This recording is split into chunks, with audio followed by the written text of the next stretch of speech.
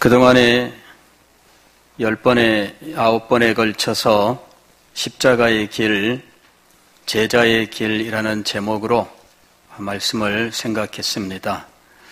오늘은 그 10번째 시간인데 이번에 우리가 생각할 메시지는 자기 십자가를 지라 하는 것입니다. 이제까지는 그리스도의 제자가 되는 일에 대해서 그리고 그리스도의 제자가 되기 위해서 자기 부인의 삶을 살아야 하는 것에 대해서 생각을 했습니다. 이제 우리는 그리스도의 제자의 삶을 살기 위해서 자기 십자가를 지는 것이 무엇인지에 대해서 생각하면서 자기 십자가를 지는 제자의 삶을 살아갈 수 있기를 원합니다. 십자가는 우리는 예수님께서 지신 것으로 알고 있습니다. 그러나 성경을 보면은 우리에게도 십자가가 있다라고 말씀을 하십니다. 물론 예수님의 십자가와 동일한 것은 아닙니다.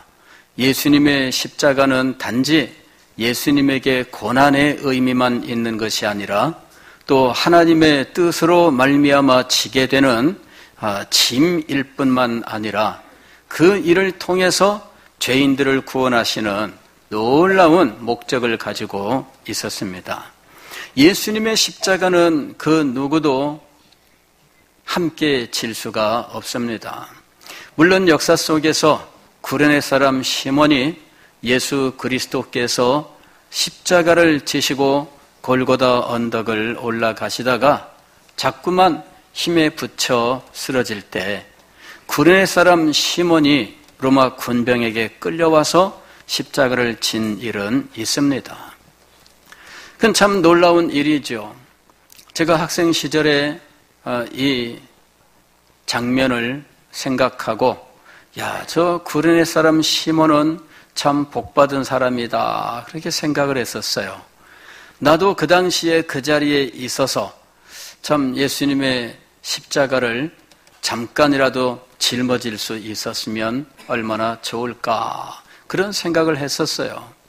영화 벤허라는 영화를 보았을 때 거기 보면은 물론 실화는 아닙니다만은 예수님이 십자가를 지고 가다가 쓰러질 때 이 주인공 벤허가 예수님의 얼굴을 보고 깜짝 놀라지요.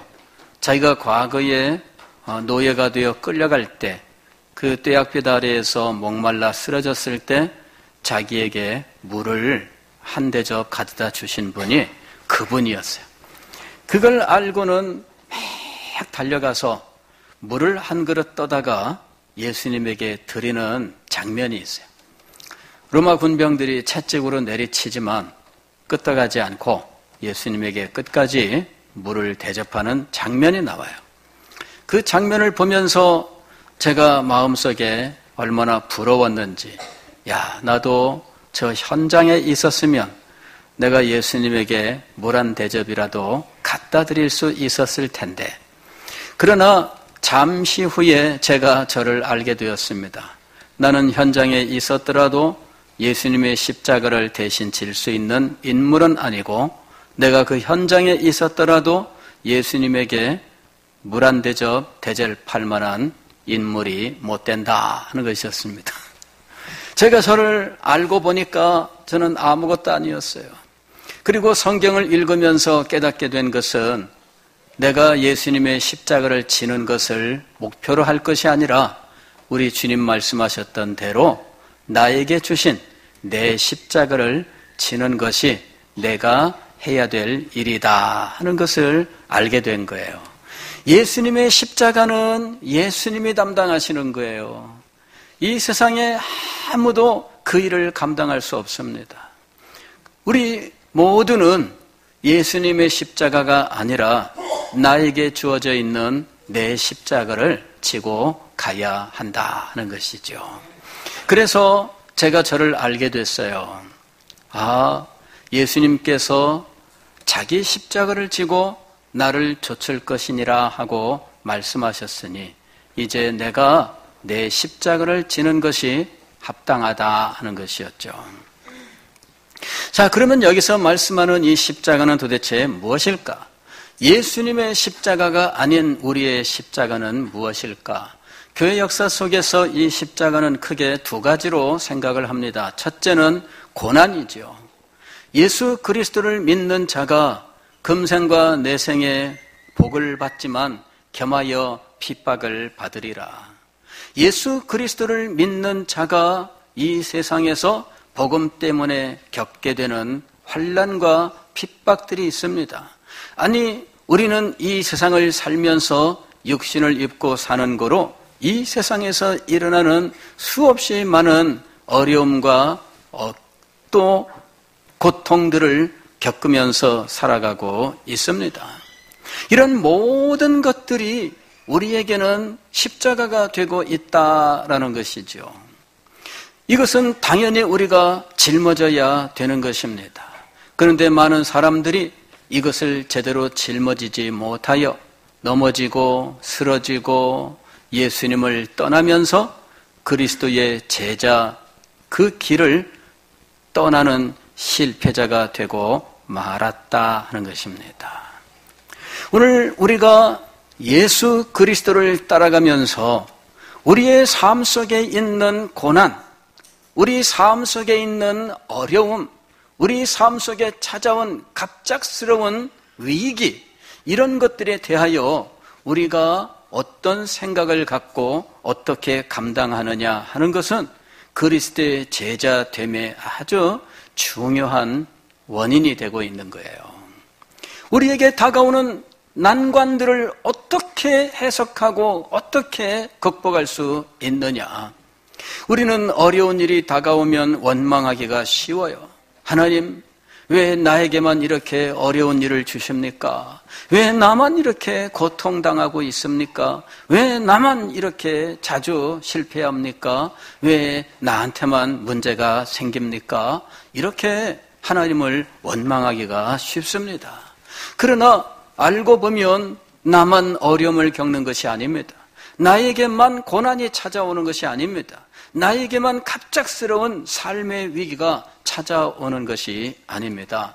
이 세상을 살아가는 사람은 누구든지 자기만의 문제들을 갖기 마련이고 자기만의 아픔과 고통들이 있기 마련입니다. 저는 어느 날 참 그런 생각을 했어요. 어느 큰 집, 정말 부잣집 앞을 지나가면서 이야기를 했습니다. 야, 저 집 사람들은 걱정도 없겠다 그랬습니다. 저 집 사람들은 걱정도 없겠다. 그랬더니 함께 가던 다른 분이 말씀을 하십니다. 아니야, 저 집은 또 다른 문제를 갖고 있어. 그 사람들만 아픔으로 느낄 수 있는 문제를 가지고 있습니다. 물론 그 사람은 내가 겪는 아픔은 아무렇지도 않게 생각하고 겪어본 적도 없을 수 있어요. 그러나 그 사람은 자기만의 문제를 가지고 있어요. 자기 수준에서 겪는 문제가 있다는 거예요. 예전에 여러 해 전입니다만은 이 삼성그룹 이건희 회장의 그 딸이 또 있습니다. 그런데 이 딸이 미국에 유학을 갔었는데 그만 그곳에서 참 죄송한 말씀이지만은 자살을 한 일이 있습니다. 신문에 뉴스가 나왔죠. 아마 제가 어린 시절이었으면 이해를 못했을 거예요. 그런 사람도 자살을 하나? 그죠? 예. 그러나 그 일은 불과 10년 안쪽의 일이기 때문에 제가 그 일을 충분히 이해할 수 있었어요. 아, 우리나라 최고 부자의 딸이라 할지라도 부족함이 없을 것 같지만 그러나 그렇지 않았다는 거죠. 그런 사람이면은 모든 것이 다 만족될 것이라고 생각하지만 인생은 그렇지 않습니다.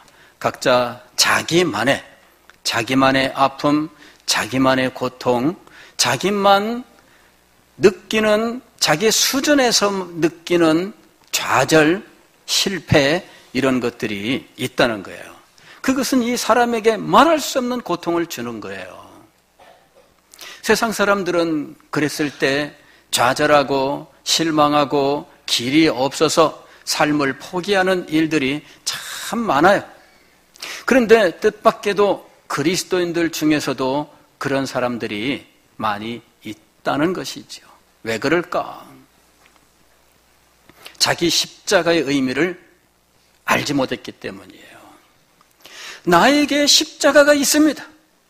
이 자리에 계신 여러분 모두에게 십자가가 있습니다. 여러분 모두에게 아픔이 있어요. 여러분 모두에게 고통이 있습니다. 여러분 모두에게 실패가 찾아와요. 여러분 모두에게 어느 땐가는 인생의 가장 큰 위기가 찾아옵니다. 어느 땐가 여러분들에게는 큰 질병이 찾아옵니다. 왜 나만? 아닙니다. 나만 그런 일을 겪는 것이 아니라 이 세상에 있는 모든 사람들이 그런 일을 겪는 거예요. 우리는 어려운 일이 우리 앞에 찾아오면, 뜻밖의 위기가 우리 삶에 찾아오면 왜 나에게 이런 일이 있는가라고 하면서 자기에게 찾아온 이 위기를 인정하지 못해서 괴로워하는 일들이 참 많아요. 왜 나에게 이런 일을 줄까? 왜 나에게 이런 시험이 있을까 하는 것이죠. 이것을 잘 해석하고 이것을 잘 인내해야 그리스도의 참된 제자가 될 수 있습니다. 창세기 45장 8절 말씀을 보면 요셉이 형들에게 하는 말 중에 이런 말이 있습니다. 그런즉 나를 이리로 보낸 이는 당신들이 아니요 하나님이시라. 하나님이 나를 바로에게 아버지로 삼으시고 그 온 집의 주로 삼으시며 애굽 온 땅의 통치자로 삼으셨나이다. 요셉은 자라는 동안에 비록 어머니는 일찍 세상을 떠났지만 아버지가 극진히 사랑해서 다른 형들과 달리 채색 옷을 입고 아버지의 사랑 속에서 컸어요. 자존심이 유독 강했습니다. 자존감이 하늘을 찔렀습니다. 그는 형들을 아무렇지도 않게 생각을 했고 두려워하지 않았습니다. 형들이 잘못된 일들을 행하면 아버지에게 달려가서 고자질을 하고 그것으로 자기가 잘난 증거를 삼았던 인물이었습니다. 그런데 형들이 요셉을 노예 상인에게 팔아버렸어요. 그는 애굽이라고 하는 먼 나라에 끌려가서 노예로 살게 되었어요. 한순간에 그의 삶이 무너져 버렸어요. 아버지의 사랑 속에서 걱정 없이 살았던 그 풍족한 삶이 한순간에 노예의 삶이 되었어요. 조금만 잘못해도 채찍질하고 발목에 쇠사슬을 묶어놓는 정말 짐승과 같은 삶을 살게 되었습니다. 자, 그러한 삶을 살게 된 이 인생의 절대절명의 위기를 요셉은 청소년 시절에 맞이한 거예요. 그 위기를 제대로 해석하고 극복하지 못했다면 요셉의 삶은 노예로 끝나버리고 말았을 겁니다. 그는 노예로 한 생을 다 보내고 그리고는 헛되고 헛되며 헛되고 헛된 삶을 마감하고 말았을 거예요. 그러나 요셉은 자기에게 갑작스럽게 나타난 이 위기를 믿음으로 잘 극복을 했던 거예요. 하나님께서 요셉과 함께 하셨다라고 말씀합니다. 이는 하나님께서 요셉과 함께 하신 것을 의미할 뿐만 아니라 요셉이 하나님과 함께 했다는 것을 의미하고 있는 것입니다. 그는 자기의 삶에 일어난 이 위기를 그는 긍정하고 이것이 하나님께로부터 왔다라고 하는 사실을 인정을 했어요. 아마도 이것을 인정하지 못하면 형들에 대한 원한이 그 마음을 갉아먹었을 거예요. 형들이 나한테 이럴 수 있나? 자기 동생을 이런 식으로 할 수 있나? 형들에 대해서 미워하고 불평하고 이 마음이 그를 막 못 견디게 하고 밤에 자리에 누우면 형들에 대한 원망과 미움으로 가슴이 터져나가고 눈물을 흘리고 아마도 그의 인생은 무너졌을 거예요. 여러분, 미움이 그 인생을 무너뜨리는 거예요. 누군가에게 여러분이 미움을 품고 그 미움으로 밤을 지새운다면 여러분의 인생은 조만간 무너질 거예요. 요셉은 이렇게 무너질 수 있는 그의 이 상황 속에서 이 일은 하나님께로부터 비롯됐다라고 하는 사실을 인정한 겁니다. 그런즉 나를 이리로 보낸 이는 당신들이 아니요 하나님이시라. 그는 역경 속에서 하나님께서 이 일을 행하시되 하나님의 뜻이 있다라고 하는 사실을 알게 되었어요. 창세기 45장 5절 말씀을 보면 당신들이 나를 이곳에 팔았다고 해서 근심하지 마소서. 하나님이 생명을 구원하시려고 나를 당신들보다 먼저 보내셨나이다. 하나님이 생명을 구원하시려고. 누구의 생명을 구원하시려고? 7절 말씀 계속 보면 이렇게 말씀합니다.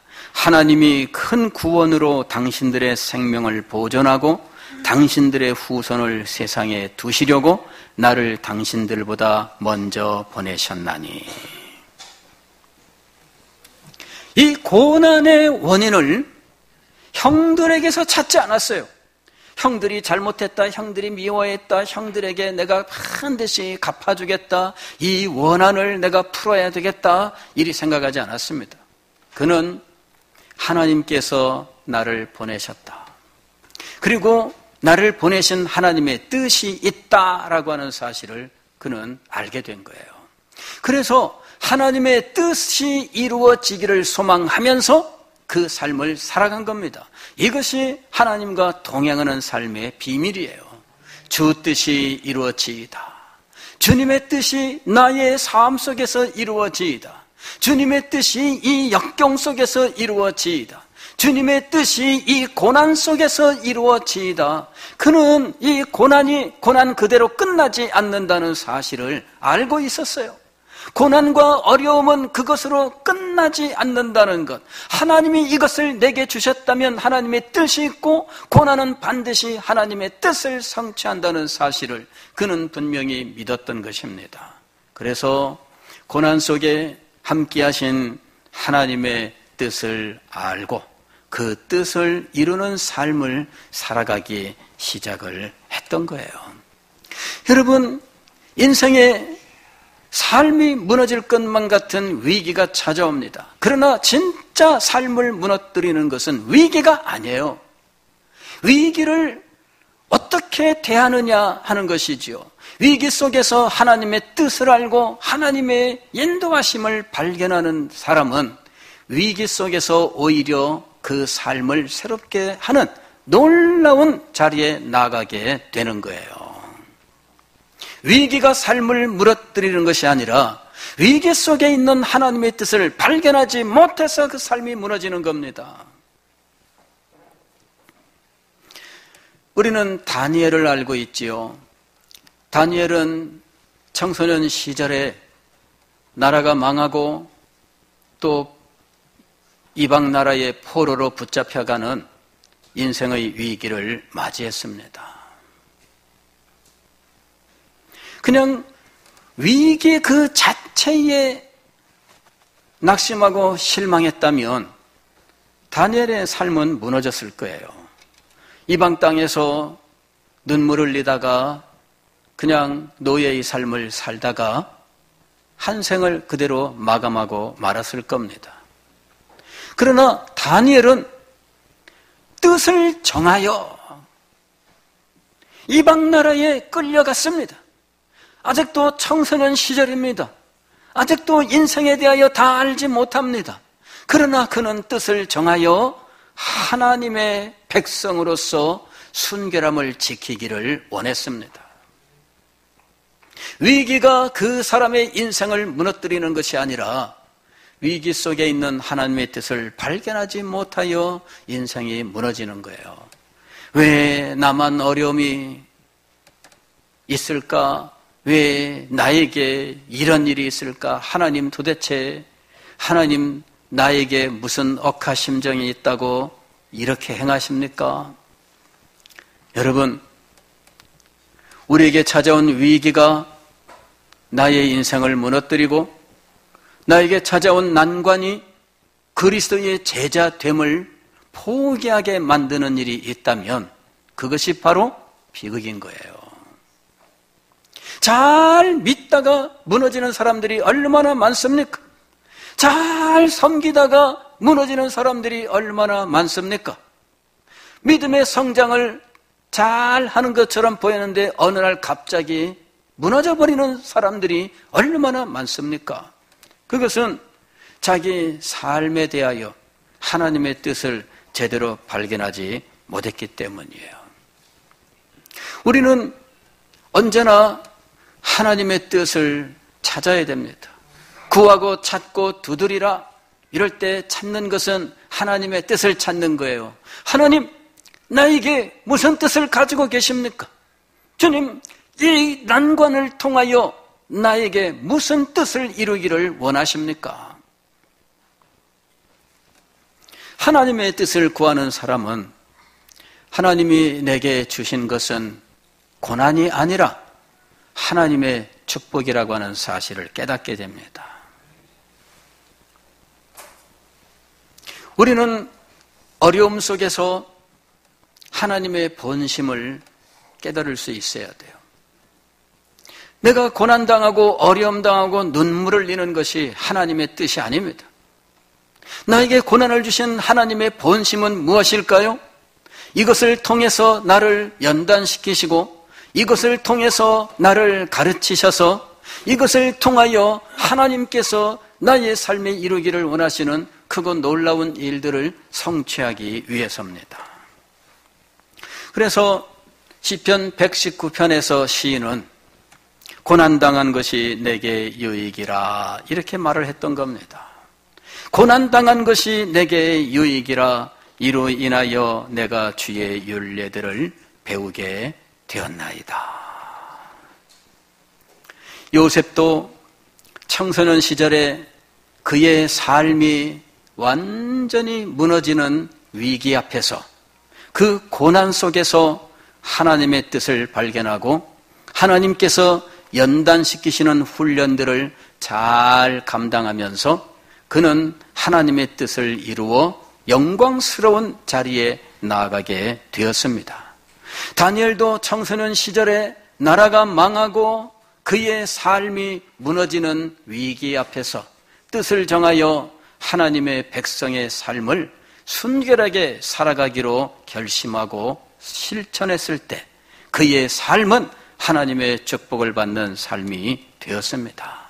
고난당했을 때 우리가 그 고난에 대하여 어떠한 자세를 가지고 나가느냐 하는 것은 그의 인생을 결정짓고 바꿔놓는 중요한 동기가 되는 것입니다.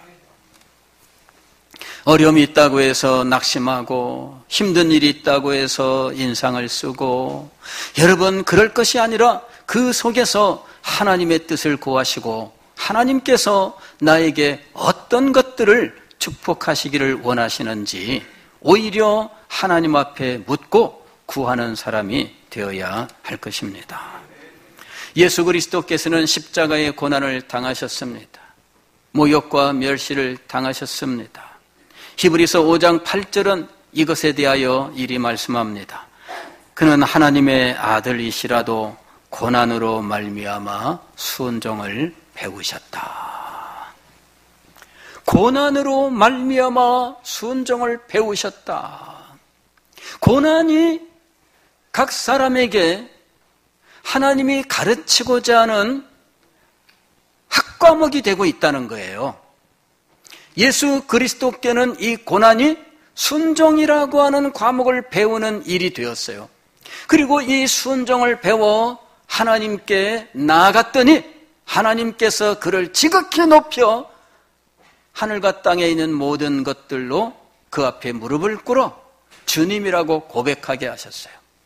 영광스러운 자리에 나아가신 것은 고난 속에서 순종을 배워 순종을 실천했기 때문입니다. 여러분, 고난은 우리를 가르치시는 하나님의 학교예요. 어떤 사람들은 학교 그러면 막 질색하는 사람들이 있습니다. 그죠? 예. 저도 학교 가기 싫었어요. 예. 학교 가기 싫어가지고, 꾀가 없나? 무슨 원인이 없나? 예. 그런데 오늘 우리는 이 고난이 하나님의 학교다. 그걸 알아야 돼요. 고난을 하나님의 학교로 생각하지 못하면 고난 그 자체로 끝나버리고 말아요. 그리고 거기에서 아무것도 우리가 얻지 못합니다. 고난은 기회예요. 난관은 기회입니다. 하나님 앞에 나아가는 기회예요. 하나님께서 우리를 위해 작정하신 축복을 받을 수 있는 기회가 되는 거예요. 사도 바울은 고린도 후서 1장에서 자기가 당한 고난에 대해서 이야기합니다. 그러나 그는 그 고난에 대해서 긍정을 해요. 내가 고난당한 것이 바로 너희를 위한 것이다.